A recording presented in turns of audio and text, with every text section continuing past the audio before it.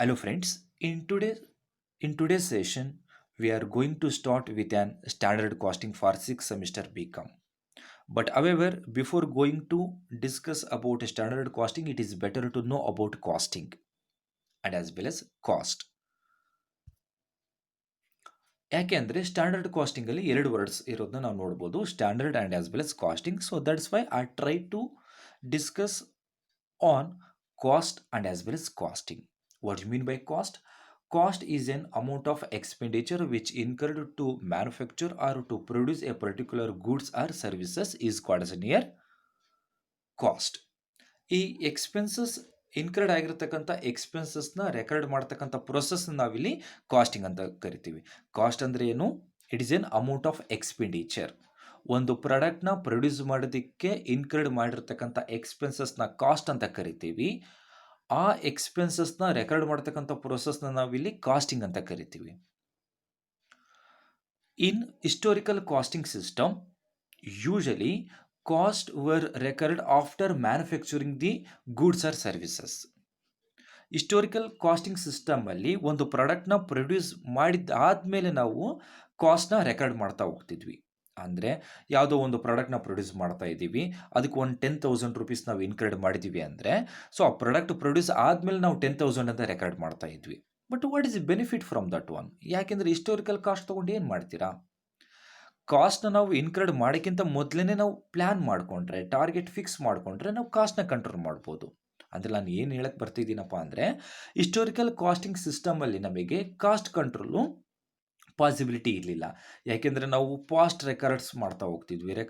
Already expenses ಆಗಿರತಕ್ಕಂಥ ಕಾಸ್ಟ್ನ ನಾವು record ಮಾಡ್ತಾ ಹೋಗ್ತಿದ್ವಿ. ಹಾಗಾಗಿ just to overcome that drawbacks in current era we can see the standard costing. What you mean by standard costing?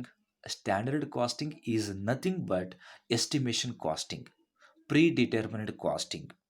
ಅಥವಾ ಒಂದು ಪ್ರಾಡಕ್ಟ್ನ ಮ್ಯಾನುಫ್ಯಾಕ್ಚರ್ ಮಾಡೋದಕ್ಕಿಂತ ಮೊದಲೇ ಆ ಪ್ರಾಡಕ್ಟಿಗೆ ಏನೆಲ್ಲ ಎಕ್ಸ್ಪೆನ್ಸಸ್ ಆಗುತ್ತೆ, ಏನೆಲ್ಲ ಖರ್ಚು ಆಗ್ತಾ ಹೋಗುತ್ತಲ್ವಾ, ಆ ಎಕ್ಸ್ಪೆನ್ಸಸ್ನ ನಾವು ಮೊದಲೇ ಫಿಕ್ಸ್ ಮಾಡ್ತಕ್ಕಂಥ ಪ್ರೊಸೆಸ್ಸಿಗೆ ಇಲ್ಲಿ ನಾವು ಸ್ಟ್ಯಾಂಡರ್ಡ್ ಕಾಸ್ಟಿಂಗ್ ಅಂತ ಕರಿಬೋದು. Standard costing is a technique which uses standards for cost and revenue for the purpose of cost for the purpose of control through variance analysis. ನೋಡ್ರಿ, ಒಂದು ಇಲ್ಲಿ ಇಂಪಾರ್ಟೆಂಟ್ ಫೀಚರ್ ನೀವು ಅರ್ಥ ಮಾಡ್ಕೋಬೇಕು. ಹಿಸ್ಟೋರಿಕಲ್ ಕಾಸ್ಟಿಂಗ್ ಸಿಸ್ಟಮಲ್ಲಿ ನಾವು ಕಾಸ್ಟ್ನ control ಮಾಡೋಕ್ಕೆ ಆಗ್ತಾ ಇರಲಿಲ್ಲ. ಯಾಕೆ ಅಂದರೆ, ಸೊ ನಾವು ಯೂಶಲಿ ಮ್ಯಾನುಫ್ಯಾಕ್ಚರ್ ಆದಮೇಲೆ ನಾವು ರೆಕಾರ್ಡ್ ಮಾಡ್ತಾ ಹೋಗ್ತಿದ್ವಿ. ಬಟ್ ಇಲ್ಲಿ ಮ್ಯಾನುಫ್ಯಾಕ್ಚರ್ ಮಾಡೋದಕ್ಕಿಂತ ಮೊದಲೇ, before going to manufacturing the goods or services, here we are recording the expenses, we are recording the cost. That is why it will be called as near standard costing. ಯಾಕೆಂದರೆ we can control the cost through variances. ಅಂದರೆ standard cost ಮತ್ತು actual cost ಅಂತ ನಾವು ನೋಡ್ಬೋದು. Fix ಮಾಡಿರೋದು ಒಂದು cost, but actually ಅಷ್ಟೇ ಆಗುತ್ತೆ ಅಂತ ಏನಲ್ಲ. ಅದು that may be variations, like it may B increase R decrease. ಯಾವುದೋ ಒಂದು ಪ್ರಾಡಕ್ಟ್ನ ಪ್ರೊಡ್ಯೂಸ್ ಮಾಡೋದಕ್ಕೆ ನಾವು 1,000 ರುಪೀಸ್ ಅಂತ ಫಿಕ್ಸ್ ಮಾಡ್ತೀವಿ. ಬಟ್ ಆ ಪ್ರಾಡಕ್ಟ್ನ ಪ್ರೊಡ್ಯೂಸ್ ಮಾಡೋದಕ್ಕೆ 1,200 ಆಗ್ಬೋದು, ಇಲ್ಲ 900 ಆಗ್ಬೋದು. ಬಟ್ ಅವೆವರ್ ಡಿಫ್ರೆನ್ಸ್ ಅಂತೂ ಇದೆ ಅಲ್ವಾ? ಅಂದರೆ 1,000 ರುಪೀಸ್ ಅಂತ ಅಂದ್ಕೊಂಡಿದ್ವಿ, 1,000 ರುಪೀಸೇ ಇನ್ಕರ್ಡ್ ಆದರೆ ಅಲ್ಲಿ ಮತ್ತೆ ಬೇರೆ ಏನೂ ಕ್ಯಾಲ್ಕುಲೇಷನ್ಸ್ ಇರಲ್ಲ, and that will be good ಅಂತಲೂ ಹೇಳ್ಬೋದು.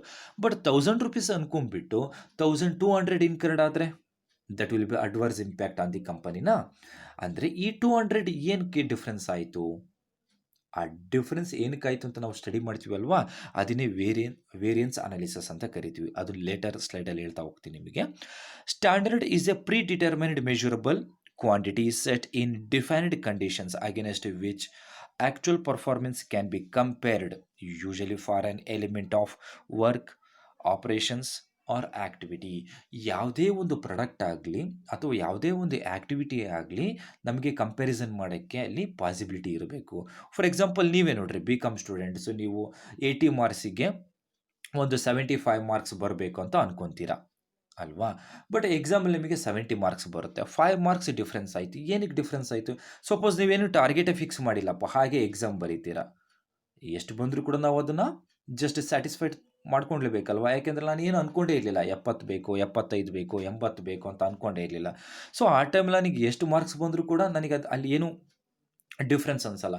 ಬಟ್ ನಾವು ಒಂದು ಟಾರ್ಗೆಟ್ ಫಿಕ್ಸ್ ಮಾಡಿಕೊಂಡು ಅದಕ್ಕೆ ತಕ್ಕಂತೆ ನಾವು ಸ್ಟಡಿ ಮಾಡ್ತಾ ಹೋಗಿ ಎಕ್ಸಾಮ್ ಬರಿತೀವಿ ಅಂತ ಅನ್ಕೋಣ. ಸೊ ಅವಾಗೆ ನಾವು ಕಂಪೇರ್ ಮಾಡ್ತಾ ಹೋಗ್ತೀವಿ. ನಾನು ಅಂದ್ಕೊಂಡಿದ್ದೆಷ್ಟು 75 ಮಾರ್ಕ್ಸ್, ಬಂದಿರೋದೆಷ್ಟು 70 ಮಾರ್ಕ್ಸ್. ಹಾಗಾದರೆ 5 ಮಾರ್ಕ್ಸ್ ಏನಕ್ಕೆ ಕಡಿಮೆ ಆಯಿತು? Where I fail. ಸೊ ಇಲ್ಲಿ ಮೆಟೀರಿಯಲ್ಸಲ್ಲಿ ನಾನೇನಾದರೂ ಮೆಟೀರಿಯಲ್ಸ್ ಕಲೆಕ್ಟ್ ಮಾಡೋದ್ರಲ್ಲಿ ಏನಾದರೂ ಎಡವಿದ್ದೀನಾ, ಅಥವಾ ಬರೆಯೋದು ಮೆಥಡಲ್ಲಿ ನಾನೇನಾದರೂ ಮಿಸ್ಟೇಕ್ ಮಾಡಿದ್ದೀನ? ಅಂದರೆ ಒಬ್ಬ ಸ್ಟೂಡೆಂಟಾಗಿ ನಾವು ಇಷ್ಟು ಅನಾಲಿಸಿಸ್ ಮಾಡ್ತಿದ್ದೀವಿ ಅಂದರೆ, ಒಂದು ಕಂಪ್ನಿಯಲ್ಲೂ ಕೂಡ ಏನು ಮಾಡ್ತಾ ಹೋಗ್ತಾರೆ, ಒಂದು ಪ್ರಾಡಕ್ಟ್ನ ಪ್ರೊಡ್ಯೂಸ್ ಮಾಡಿದಾಗೆ ಅವ್ರು ಕಂಪೇರ್ ಮಾಡ್ತಾ ಹೋಗ್ತಾರೆ, ಅವ್ರ ಎಸ್ಟಿಮೇಷನ್ ಎಷ್ಟಿತ್ತು ಆ್ಯಂಡ್ ಆ್ಯಕ್ಚುಯಲ್ ಪರ್ಫಾರ್ಮೆನ್ಸ್ ಎಷ್ಟಿತ್ತು ಅಂತ. ಸೊ ಅದನ್ನೇ ಸ್ಟ್ಯಾಂಡರ್ಡ್ ಕಾಸ್ಟಿಂಗ್ ಅಂತ ಕರಿತೀವಿ. Standard costing is nothing but a just estimation cost, predetermined cost ಅಂತ ಹೇಳ್ಬೋದು ಅಲ್ವಾ. ಸೊ ಹಾಗಾದರೆ ಒಂದು ಕ್ವಶನ್ಸ್ ಬರ್ತಾ ಹೋಗುತ್ತೆ, what is the main intention, what are the main objectives of the standard costing ಅಂತ. ಯಾಕೆಂದರೆ standard costing provide a formal basis for assessing performance and efficiency, just because we can easily compare the actual performance and as well as estimation costing. That is why we need the standard costing in current era. And to control the cost by establishing standard and as well as analysis of variances, analysis of differences between actual performance and as well as standard costing. And it will helps to enable the principles of management by exceptions, and it assist in setting the budgets. And we can think like, is there any differences between the standard costing and as well as budgetary control? ಯಾಕೆಂದರೆ standard cost ಅಂದ್ರೆ ನಾನು ಏನಂತ ಹೇಳಿದೆ, estimation casting, pre determine ಅಂತ ಹೇಳಿದ್ವಿ. ಅಂದರೆ expenses include ಮಾಡೋಕ್ಕಿಂತ ಮೊದಲೇ ನಾವು ಒಂದು ಎಸ್ಟಿಮೇಷನ್ ಮಾಡ್ಕೊತೀವಿ, ಅದನ್ನು ಸ್ಟ್ಯಾಂಡರ್ಡ್ ಕಾಸ್ಟಿಂಗ್ ಅಂತ ಕರಿತೀವಿ. ಹಾಗಾದರೆ ನಮಗೊಂದು ಕ್ವಶನ್ಸ್ ಬರುತ್ತಲ್ವಾ, standard costing is nothing but a budget costing ಅಂತ. Never. There is a lot of differences between the standard costing and as well as budgetary control. ಯಾಕೆಂದರೆ standard costing it is just part of the budget ಅಂತ ಹೇಳ್ಬೋದು. Standard casting ಯಾವಾಗಲೂ ಕೂಡ ಒಂದು time limited ಇರುತ್ತೆ, ಒಂದು particular just production ಡಿಪಾರ್ಟ್ಮೆಂಟಿಗೆ ಸಂಬಂಧಪಟ್ಟಿದ್ದು. But budget ಅನ್ನೋದು ಓವರಾಲ್ ಕಂಪ್ನಿಗೆ ಸಂಬಂಧಪಟ್ಟಿದ್ದು. And through out the year ಅದು ಯಾವುದೋ ಒಂದು ಪ್ರಾಡಕ್ಟಿಗೆ ಲಿಮಿಟ್ ಆಗಿರ್ತಕ್ಕಂಥದ್ದಲ್ಲ. ಸೊ ರಾ ಮೆಟೀರಿಯಲ್ಸ್ ತೊಗೊಂಡು ಬಂದುಬಿಟ್ಟು, ಸೊ ಅದು ಮಾರ್ಕೆಟಿಗೆ ಹೋಗಿ ಪ್ರಾಫಿಟ್ ತೊಗೊಂಡು ಓವರಾಲ್ ಥ್ರೂ ಔಟ್ ಪ್ರೊಸೆಸ್ ಅಂತ ಹೇಳ್ಬೋದು.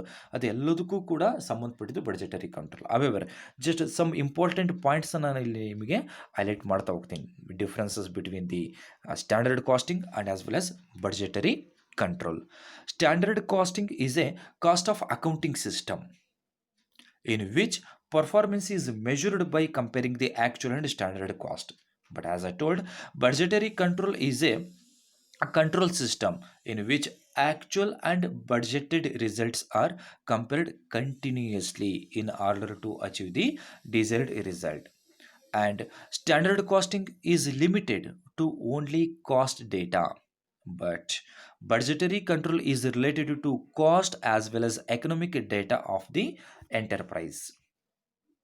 Standard costing is a unit concept, unlike budgetary control is a total concept of the concern. Standard costing has a restricted scope, as I told, limited to production cost only, but whereas budgetary control has a comparatively wide scope, as it covers all the operations of the whole organization. Okay, this is the main differences between budgetary control and as well as standard costing. ಇಲ್ಲಿ ನಾನು frequent ಆಗಿ ಒಂದು ವರ್ಡ್ಸ್ನ use ಮಾಡ್ತಾ ಬಂದೆ, actual and as well as standard. ಯಾವುದೇ ಒಂದು company ಒಂದು ಪ್ರಾಡಕ್ಟ್ನ ಪ್ರೊಡ್ಯೂಸ್ ಮಾಡೋದಕ್ಕಿಂತ ಮೊದಲು ಕಾಸ್ಟ್ನ ಎಸ್ಟಿಮೇಟ್ ಮಾಡ್ತಾ ಹೋಗ್ತಾರೆ. ಫಾರ್ ಎಕ್ಸಾಂಪಲ್ 1000 ರೂಪೀಸ್ ಒಂದು ಯೂನಿಟ್ನ ಪ್ರೊಡ್ಯೂಸ್ ಮಾಡೋದಕ್ಕೆ 1000 ರೂಪೀಸ್ ಆಗುತ್ತೆ ಅಂತ ಎಸ್ಟಿಮೇಟ್ ಮಾಡ್ತಾರೆ. ಬಟ್ ಫಾರ್ಚುನೇಟ್ಲಿ 1200 ರೂಪೀಸ್ ಆಗುತ್ತೆ ಅಂತ ಅನ್ಕೋಣ. ಇಲ್ಲಿ 200 ರೂಪೀಸ್ ಡಿಫ್ರೆನ್ಸ್ ಆಯಿತು. ಸ್ಟ್ಯಾಂಡರ್ಡ್ ಎಷ್ಟು 1000 ರೂಪೀಸ್, ಆ್ಯಕ್ಚುಯಲ್ ಎಷ್ಟು 1200 ರೂಪೀಸ್. ಸೊ ಡಿಫ್ರೆನ್ಸಸ್ ಇದೆಯಲ್ಲ, actual and as well as standard, ಈ ಡಿಫ್ರೆನ್ಸಸ್ನ ಇಲ್ಲಿ ಏನಂತ ಕರಿತೀವಿ ಅಂದರೆ ವೇರಿಯನ್ಸ್ ಅಂತ ಕರಿತೀವಿ. I mean variance is the differences between planned, budgeted or standard cost and actual cost as well as in respect of the revenue. But ಇಲ್ಲಿ ನಾವು ಕಾಸ್ಟ್ ಬಗ್ಗೆ ಮಾತ್ರ ಡಿಸ್ಕಸ್ ಮಾಡ್ತಾ ಇದ್ದೀವಿ, ಹಾಗಾಗಿ ರೆವಿನ್ಯೂನ ಬಿಟ್ಬಿಡೋಣ. Okay, variances once again can be classified. ಯಾಕೆಂದರೆ ಇಲ್ಲಿ ಡಿಫ್ರೆನ್ಸ್ ಅಂದರೆ ಒಂದರಲ್ಲೇ ಆಗಿಲ್ಲ. ಟೋಟಲ್ ಕಾಸ್ಟ್ ನಾನು ₹1000 ಅಂತ ಹೇಳಿದೆ, ಬಟ್ 1200. ಈ 200 ವೇರಿಯನ್ಸ್ ಎಲ್ಲಾಯಿತು? It may be in materials, labours or overheads, otherwise fixed cost or variable cost, wherever it may be. ಹಾಗಾಗಿ ಈ ವೇರಿಯನ್ಸಸ್ ನೆನಪಿಲ್ಲಿ, ಒನ್ಸ್ ಅಗೇನ್ ವೇರಿಯನ್ಸ್ ಅಂದರೆ ಏನಂತ ಹೇಳಿದೆ ನಿಮಗೆ, differences between standard cost and actual cost is called as in here variances. Simple ಆಗಿ ಹೇಳೋದಾದರೆ differences between estimated cost and actual cost, ಅಂದರೆ ನಾವು ಎಷ್ಟು ಪ್ಲ್ಯಾನ್ ಮಾಡಿರ್ತೀವಿ ಹಾಗೂ ಅದು ಆ್ಯಕ್ಚುಲಾಗಿ ಎಷ್ಟು ಕಾಸ್ಟ್ ಇನ್ಕರ್ಡ್ ಆಗಿರುತ್ತೆ, ಈ ಎರಡರ ಮಧ್ಯೆ ಏನು ಡಿಫ್ರೆನ್ಸ್ ಬರುತ್ತಲ್ವಾ, ಅದನ್ನೇ ವೇರಿಯನ್ಸ್ ಅನಾಲಿಸಿಸ್ ಅಂತ ಕರಿತೀವಿ. ಈ ಡಿಫ್ರೆನ್ಸ್ ಎಲ್ಲಿ ಬೇಕಾದ್ರೂ ಆಗಿರ್ಬೋದಲ್ವಾ. ಮೆಟೀರಿಯಲ್ಸ್ ₹1000 ಇದ್ದಿದ್ದು ₹1200 ಏನಕ್ಕಾಯಿತು? ₹200 ಎಲ್ಲಿ ಕಾಸ್ಟ್ ಎಕ್ಸ್ಟ್ರಾ ಆಯಿತು?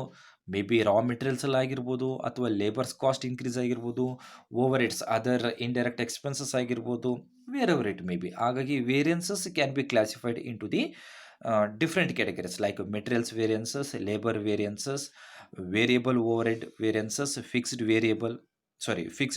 overhead variances, sales variance and profit variances. once again ನಾನು ನಿಮಗೆ ಹೇಳ್ದಂಗೆ variance, total cost variance, material cost variance, labour cost variance and as well as overhead variances. ಹಾಗಾದರೆ ಮತ್ತೆ ಒನ್ ಬೈ ಒನ್ ನೋಡ್ತಾ ಬರೋಣ. Material cost variance ಹೇಗಾಗುತ್ತೆ, labour cost variance ಹೆಂಗಾಗುತ್ತೆ, and overhead variance ಏನಾಗುತ್ತೆ. ಅಂದರೆ ಆ್ಯಕ್ಚುಲಾಗಿ ನಮ್ಮ ಕಾನ್ಸೆಪ್ಟ್ ಬಂದ್ಬಿಟ್ಟು ಈ ಚಾಪ್ಟ್ರಲ್ಲಿ ಇದೆ, ವೇರಿಯನ್ಸ್ ಕಾಂಪೊನೆಂಟ್ಸ್ ಅಂತ ಕರಿತೀವಿ. ಮೆಟೀರಿಯಲ್ ಕಾಸ್ಟ್ ವೇರಿಯನ್ಸಲ್ಲಿ ಮತ್ತು ನಮಗೆ ಡಿಫ್ರೆಂಟ್ ಫಾರ್ಮುಲಾ ಬರ್ತಾ ಹೋಗುತ್ತೆ, ಡಿಫ್ರೆಂಟ್ ಈಕ್ವೇಷನ್ಸ್ ಬರ್ತಾ ಹೋಗುತ್ತೆ. ಸಿಂಪಲ್ ಆಗಿ ಹೇಳೋದಾದರೆ ಮೆಟೀರಿಯಲ್ಸ್ ಕಾಸ್ಟ್ ವೇರಿಯನ್ಸಲ್ಲಿ ಮತ್ತು ನಮಗೆ ಮೆಟೀರಿಯಲ್ಸ್ ಪ್ರೈಸ್ ವೇರಿಯನ್ಸ್ ಬರುತ್ತೆ, materials uses like that one. ಇದನ್ನೆಲ್ಲ ಮತ್ತೆ ನಾವು ನೆಕ್ಸ್ಟ್ ವೀಡಿಯೋದಲ್ಲಿ ಡಿಸ್ಕಸ್ ಮಾಡೋಣ. ಜಸ್ಟ್ ಇದು ಓನ್ಲಿ ಥಿಯರಿ ಆಸ್ಪೆಕ್ಟು. ಈ ಥಿಯರಿ ಆಸ್ಪೆಕ್ಟ್ ನಿಮಗೆ ಅರ್ಥ ಆಯಿತು ಅಂದರೆ, ಸೊ ನೆಕ್ಸ್ಟ್ ವೀಡಿಯೋದಲ್ಲಿ ನಾವು ಈಕ್ವೇಷನ್ಸ್ ಯೂಸ್ ಮಾಡ್ಕೊಂಡ್ಬಿಟ್ಟು ಇಲಿಸ್ಟ್ರೇಷನ್ಸ್ ಮುಖಾಂತರ ಅರ್ಥ ಮಾಡ್ಕೊತಾ ಹೋಗೋಣ. Okay, thank you to all.